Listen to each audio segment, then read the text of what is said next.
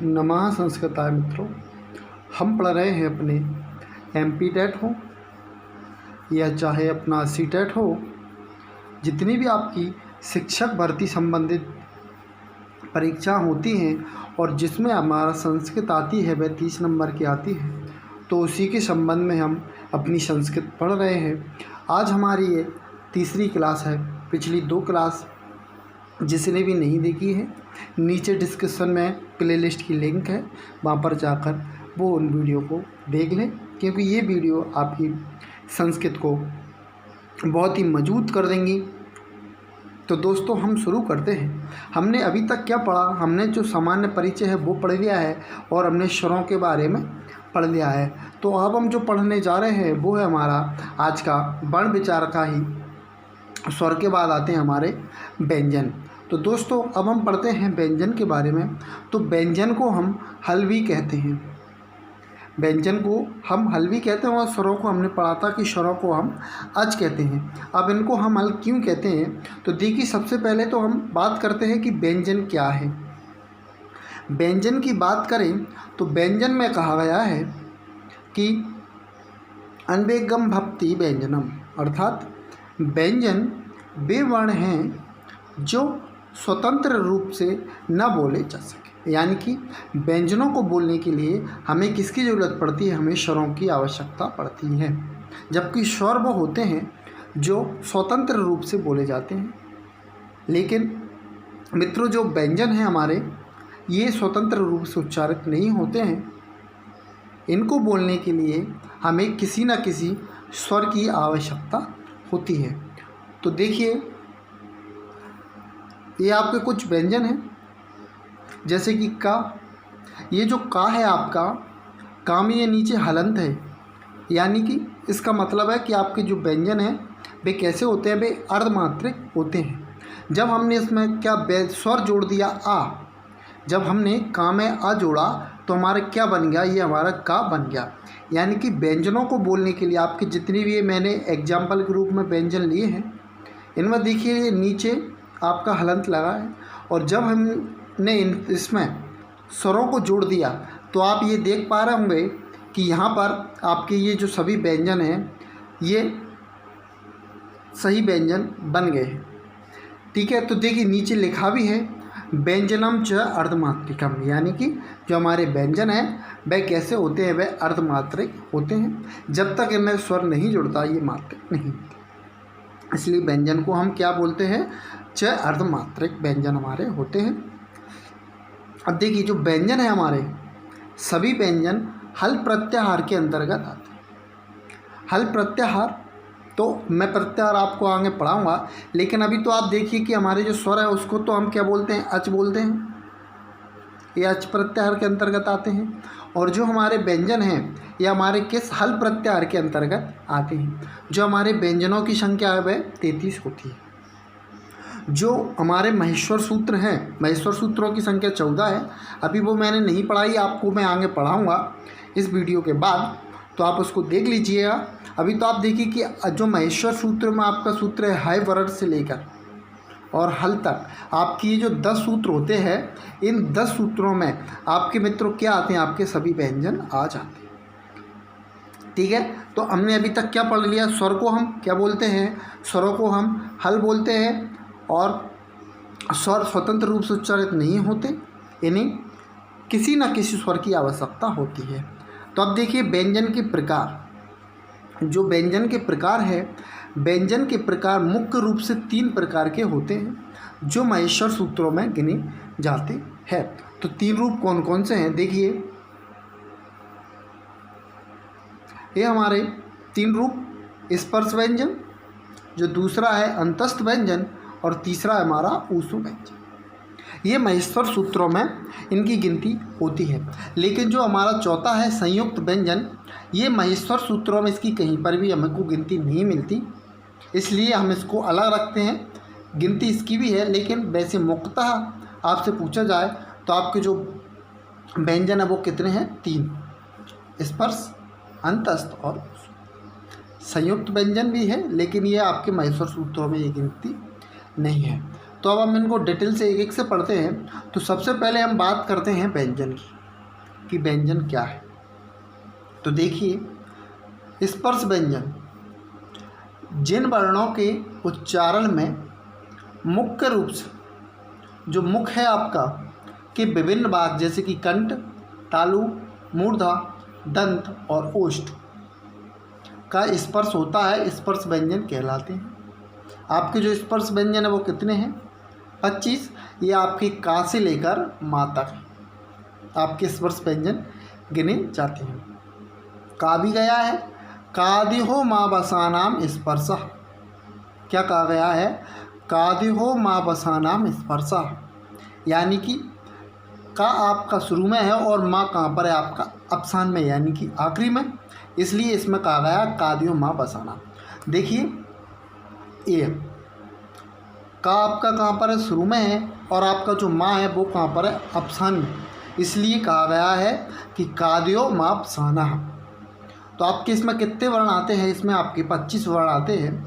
क वर्ग, च वर्ग, ट वर्ग, त वर्ग और इसमें सभी में आपके 5-5 वर्ण हैं, इसलिए 5 और आपके 5 × 5 कितने? 25 हो जाते हैं। 5 वर्ग, और इसमें जो वर्णों की संख्या है वह कितनी है? 25। इन सभी का उच्चारण स्थान अभी आप देख लीजिए, कंठ, तालु, मूर्धा, दंतोष्ठ। वैसे तो हम डिटेल में इसको आगे पढ़ेंगे, लेकिन अभी आप देखिए ये है, ठीक है। तो आपके स्पर्श व्यंजन कितने? 25 हो गए। अब जो स्पर्श व्यंजन, अगर दोस्तों वीडियो आ रही है पसंद, तो आप इसको लाइक करें, अपने दोस्तों में शेयर करें, और दोस्तों चैनल को सब्सक्राइब करना ना भूलें। मैं आपके लिए जो भी शिक्षा की भर्ती से संबंधित है, इसमें हम शिक्षा शास्त्र और संस्कृत को करेंगे। और आपको PDF या कोई भी नोट्स चाहिए तो नीचे डिस्क्रिप्शन में टेलीग्राम एवं व्हाट्सएप ग्रुप की लिंक है, वहाँ पर जाकर आप ऐड हो सकते हैं। चलिए अब आगे बात करते हैं। जो हमारा दूसरा प्रकार है, जो दूसरा प्रकार है दोस्तों, उसका नाम है अंतस्थ व्यंजन। अंतस्थ व्यंजन यणो अंतस्थः, यानी यण प्रत्याहार के अंतर्गत आने वाले वर्ण या वा, रा, ला। जो यण प्रत्याहार होता है, इसके अंतर्गत हमारे 4 वर्ण आते हैं। ये 4 वर्ण हैं, या, वा, रा और ला, ठीक है। इनको हम अर्धस्वर भी बोलते हैं, या, वा, ला। आपसे पूछते कि अंतस्थ वर्ण क्या है, तो भी आपके हैं, और आपसे पूछ ले कि आपके अर्धस्वर कौन से हैं, तो वो भी आपके ये 4। तो आपके अंतस्थ व्यंजन याद हो गए आपको? अगर नहीं होते तो आप सूत्र को याद कर लीजिए, यणो अंतस्थः, यानी कि आपकी जो यण प्रत्याहार है, इसके अंतर्गत जो भी वर्ण आते हैं वो सब आपके अंतस्थ आते हैं। चलिए अब बात करते हैं जो हमारा तीसरा प्रकार है कि ऊष्म व्यंजन। तो ऊष्म व्यंजन क्या है? तो ऊष्म व्यंजन के बारे में देखिए, ऊष्म व्यंजना सलह ऊष्मणा, यानी कि सल प्रत्याहार के अंतर्गत आने वाले वर्ण।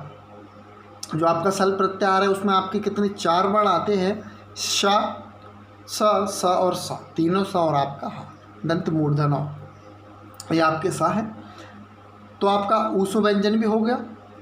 अब ऊष्म व्यंजन के जो हमारा मिश्रित है, जिसका वर्णन आपको पाणि के जो महेश्वर सूत्र उसमें नहीं मिलता, लेकिन हमारे जो व्यंजन है वो संयुक्त व्यंजन 4 हैं। 2 व्यंजनों के वर्णों के मेल से बनते हैं।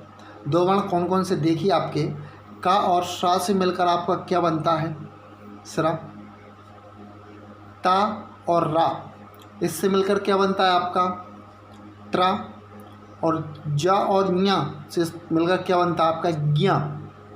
इसको वैसे हम ज्ञा पढ़ते हैं, ज्ञा, लेकिन ज्ञा नहीं है। इसको हमको जो शुद्ध उच्चारण है वो दोस्तों क्या है? ज्ञा, क्योंकि ये जा और यहाँ से मिलकर बना, इसलिए हम इसको क्या कहते चाहिए? ज्ञा, ठीक है। अब आगे बात करते हैं हमारे अयोगवा। ये तो हमारे जो व्यंजन थे इसके प्रकार थे, व्यंजन के प्रकार। लेकिन अब जो व्यंजन के प्रकार के अंतर्गत और भी कुछ वर्ण आते हैं उनको बोलते हैं हम अयोगवा, जो कि पाणिनि व्याकरण में इनका वर्णन नहीं है, लेकिन वर्णमाला में ये पढ़े जाते हैं। इसलिए इनको देखिए कि अयोगवा कितने होते हैं। तो अयोगवा क्या है? वर्णमाला में पढ़े हुए वर्णों के अतिरिक्त 4 और वर्ण होते हैं। वो 4 वर्ण आपके कौन से हैं? तो सबसे पहला आपका अनुस्वार, दूसरा है विसर्ग, तीसरा है जीवामूली और चौथा है आपका, ये आपके 4 हैं। तो अब इनको हम डिटेल में बात करते हैं। तो सबसे पहले हम बात करते हैं कि अनुस्वार और विसर्ग क्या है। तो आपका जो अनुस्वार है वह दोस्तों ये है, यानी कि आपका जो अंग पर ही आपकी जो बिंदी है उसको हम अनुस्वार कहते हैं। नासिकानुस्वारस्य, इसका उच्चारण स्थान नासिकानुस्वारस्य है। और जो आपका विसर्ग है, यानी कि आपका हाथ के बाद ये 2 बिंदी आती हैं, उनको हम क्या बोलते हैं? विसर्ग बोलते हैं। और इसका जो उच्चारण स्थान है वो है अकूप विसर्जय नाम कंठा। ये मैं बाद में पढ़ाऊंगा, लेकिन अभी है तो आप देख लीजिए। और जो आपके अनुस्वार और दोस्तों ये जो विसर्ग है ये हमेशा स्वरों के बाद आते हैं। कभी भी आपने इनको व्यंजन में नहीं देखा होगा, हमेशा ये स्वर में आते हैं। जैसे आपने कभी ऐसा लिखा नहीं देखा होगा कि राम के पीछे व्यंजन लगा है, नहीं, आपने ये देखा होगा कि राम के पीछे, क्योंकि जो आपका ये माँ है ये किससे मिलकर बना है? ये माँ में हलंत और माँ में आपका क्या है? आ। इसलिए जो आपका आ है आपका क्या है? स्वर। और जो विसर्ग और जो अनुस्वार होते हैं वो हमेशा किसके बाद आते हैं? वो हमेशा स्वरों के बाद ही आते हैं। ठीक है, तो अब हम आगे बात करते हैं हमारा जीवामूली और उपपदमान। तो जीवामूली क्या है? जीवामूली यानी कि खा और खा से पहले आपको जो ये चिन्ह दिखाई दे रहा है विसर्ग का, इसको ही हम क्या बोलते हैं? जीवामूली बोलते हैं। और इसी के जो है उपपदमानी, ये फा और फा, इसका जो उच्चारण स्थान है वो जीवामूली का जो उच्चारण स्थान है जीवामूली उच्चारण स्थान, और जो उपपदमादिया नाम उष्ठ, इसका उच्चारण स्थान उष्ठ है, आपका जीवामूली है। अब जैसे कि आपका कुछ पद भी आ सकते हैं कि जैसे उन्होंने कुछ आपका पद दे दिया, उसमें पूछे कि इसमें कितने वर्ण हैं, तो आप इसको और देख लीजिए। मोटा मोटा क्या है कि पदों का अंतस्तरण बालक, जैसे आपकी बा है, बा है आपका हलंत है, इसमें बा में क्या? बड़ा है, तो ये आपका बड़ा आ गया। इसके बाद आपका क्या है? ला, तो आपका जो ला है ये आपका ला हलंत हो गया। ला में आपका क्या छुपा है? तो आपका आ छुपा है। इसके बाद बात करें का की, तो जो आपका का है इस का में हलंत है और इसमें क्या लगा है? आपका आ। तो ये और इन सबों को जब हम मिला देंगे तो देखिए वाह है। जब ये बा आपका हमेशा अक्षर इधर चलते, कभी आपके जो स्वर हैं वो व्यंजन में आके नहीं मिलेंगे, आपके जो व्यंजन हैं वो ही स्वरों में आकर मिलते हैं। तो देखिए इसमें क्या है कि आपका जो बा है ये कहाँ गया? आ के पास। जब आपका ये बा आ के पास गया तो ये जो आ था इसने इसमें मिला लिया, तो ये क्या बन गया? हमारा बा बन गया। इसके बाद अगर हम बात करें आपका बा के बाद हमारा क्या आता है कि बा के बाद आता हमारा ला हलंत था। इसके बाद आ हमारा स्वर था, और जब ये जो ला ये स्वर में जाके मिला तो ये क्या बन गया? ला। इसके बाद आप देखिए कि इसके बाद है हमारा क्या? क्या? क्रा हमारा हलंत है, का में हमारा आ, और जब ये जो का है ये आ में जाके मिला तो ये क्या हो गया? पूरा का बन गया। तो इनके मिलने से, तो देखिए इनके मिलने से क्या बना? तो इनके मिलने से हमारा बन गया बालिका। तो जो हमारे स्वर हैं, जो पद होते हैं, उनका आप देखिए विक्षेप इस प्रकार से होता है। अब इस पद के बाद हम बात करें तो वर्णों के कुछ उच्चारण स्थान हैं, उनको देख लीजिए आप। सबसे पहले जो है स्वर हमारे कौन से हैं? स्वर होते हैं हमारे ह्रस्व स्वर, दीर्घ स्वर और प्लुत स्वर। इस जो अभी मैंने पहले आपको पढ़ा दिया है जो स्वर की वीडियो है, अगर आपको यहाँ समझ में नहीं आता तो आप उस वीडियो को देख लीजिए, उसमें मैंने इसको डिटेल में पढ़ाया है। तो हमारे जो स्वर हैं वो हमारे कितने हैं? ह्रस्व, दीर्घ और प्लुत। जो ह्रस्व स्वर है इसके अंतर्गत क्या आता है? हमारे 5 वर्ण आते हैं जो कि मूल स्वर होते हैं, 5 वर्ण मूल स्वर हैं। दीर्घ स्वर क्या हैं? ये 2 हमारे दीर्घ स्वर हैं, वो आप देखिए आ से लेकर औ तक। और जो हमारे प्लुत स्वर हैं, इन प्लुत स्वरों का उच्चारण आपको वेदों में देखने को मिलता है। जैसे कि आपका जो उदाहरण है ओम, कोई भी हमारा धार्मिक कार्यक्रम होता है हम उसमें ओम से उच्चारण करते हैं, तो हम ओम को लंबा खींचते हैं। जो आपका ये जो 3 का निशान होता है ये आपके जो प्लुत स्वर है उसको संबोधित करता है कि इसके पीछे आपका प्लुत स्वर है। तो आपके ये स्वर थे। इसके बाद देखिए आपके व्यंजन, आपके व्यंजन हैं। सबसे पहले व्यंजन था आपका स्पर्श व्यंजन, अंतस्थ व्यंजन, ऊष्म व्यंजन। तो स्पर्श व्यंजन क्या थे? आपके 25 वर्ण थे। आपके जो स्पर्श व्यंजन थे वो का से लेकर कहाँ तक? मां तक थे। कादियो माँ बसाना सूत्र से मैंने आपको बताया था कि का शुरू में है और माँ आपका अवसान में है, इसलिए आपका जो सूत्र था वो क्या था? कादियो माँ बसाना। इसके बाद है आपका अंतस्थ व्यंजन। अंतस्थ व्यंजन आपके किसके आते हैं? तो आपको यण प्रत्याहार के अंतर्गत आते हैं। ये प्रत्याहार क्या होते हैं तो आपको मैं वीडियो इस पर बनाई, आप उसको देख लेना। लेकिन अभी तो आप ये देखिए कि आपके यण प्रत्याहार के अंतर्गत अंतस्थ व्यंजन आते हैं, और जो आपका ऊष्म है वो आपके सल प्रत्याहार के अंतर्गत आते हैं। इसमें आपका जो तीनों सा होते हैं वो आते हैं, साथ ही इसमें आपका हा आता है। और जो आपका जो लास्ट ऊष्म वर्ण या संयुक्त, इनको जो 14 माहेश्वर सूत्र हैं उसमें इनका वर्णन नहीं मिलता, लेकिन जो आपकी वर्णमाला है उसमें ये आते हैं। इसलिए आपका जो स्रा, त्रा और ज्ञा मैंने आपको बताया था कि आपका का और शा से मिलकर क्या बनता है? आपका स्रा बनता है। ता हलंत और रा हलंत, इससे आपका क्या बनता है? त्रा। अब देखिए मित्रों, मैंने आपको बताया कि ता हलंत और रा हलंत, तो आप कह रहे हो ये दोनों हलंत हैं तो आपका त्रा कैसे बन गया? इसके पीछे कारण है कि आपका जो मैंने बताया था कि व्यंजन बिना स्वर के नहीं आते, ये आपका इसमें आस्वर है। जब आपका ता आपका लंत, और जब ये आपका आ में मिलेगा तो ये जाएगा पूरा, इसलिए इसको हम त्रा बन जाता है। इसके बाद बात करें ज्या, तो आपका जा और या से मिलकर क्या बनता है? आपका ज्ञा बनता है। इसको हम ज्या पढ़ना चाहिए। तो ये हमारे कुछ व्यंजन से संबंधित वीडियो थी।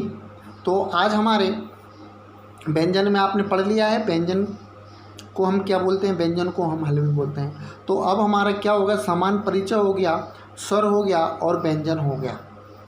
जिसने भी ये वीडियो नहीं देखी है पिछली बारी, वो नीचे डिस्क्रिप्शन में लिंक है, वो वहाँ पर जाकर प्लेलिस्ट में इन वीडियो को देख सकता है। आपको पूरी सीक्वेंस डली है, 1 2 इस प्रकार नंबर उन वीडियो पर डले हैं, आप वहाँ जाकर उनको देख लें। तो अब हमारा क्या बचता है? तो आपके जो इम्पोर्टेंट होते हैं वो होते हैं माहेश्वर सूत्र दोस्तों, और होते हैं आपके प्रत्याहार, माहेश्वर सूत्र, प्रत्याहार, और आपके क्या होते हैं? उच्चारण स्थान। तो आपको ये अगली क्लास में मिलेगा। आज की जो हमारी तीसरी क्लास थी वो आपको दोस्तों आपके केवल व्यंजन से संबंधित थी। जो हमारी चौथी क्लास होगी उसमें आपको माहेश्वर सूत्रों के बारे में बताया जाएगा। तो दोस्तों अगर आपको वीडियो आई थी पसंद तो आप मेरे चैनल को भार्गव एग्जाम पॉइंट को दोस्तों लाइक करें, शेयर करें और साथ ही सब्सक्राइब करना ना भूलें। और अपने जो भी दोस्त हैं जो आपकी संबंधित शिक्षक भर्ती या जो भी शिक्षक भर्ती से रिलेटेड तैयारी कर रहे हैं उनके लिए यह वीडियो बहुत ही महत्वपूर्ण होगी, क्योंकि मैं आपको पूरी संस्कृत जो आपकी शिक्षक भर्ती में आती है और इसके साथ आपका जो शिक्षा शास्त्र आता है, ये दोनों मिला के देखा जाए तो आपके 30 नंबर के आते हैं। अगर आप मेरी वीडियो को लगातार देखोगे तो आपके ये 30 नंबर कन्फर्म हो जाएंगे दोस्तों। तो आज की वीडियो को मैं यहीं करता हूँ समाप्त। आशा है कि आपको वीडियो पसंद आई होगी। आप इसको लाइक अवश्य करेंगे और अपने दोस्तों में शेयर करेंगे। साथ ही आप चैनल को सब्सक्राइब करके मुझे सपोर्ट अवश्य करेंगे। और आपका जो भी प्रश्न है नीचे कमेंट बॉक्स में आप उसको ज़रूर लिखें। आपको वीडियो कैसी लगी है वो भी आप मुझे कमेंट में ज़रूर बताएं। तो वीडियो को करता हूँ समाप्त। जय हिंद, जय भारत दोस्तों। घर पे रहें, सुरक्षित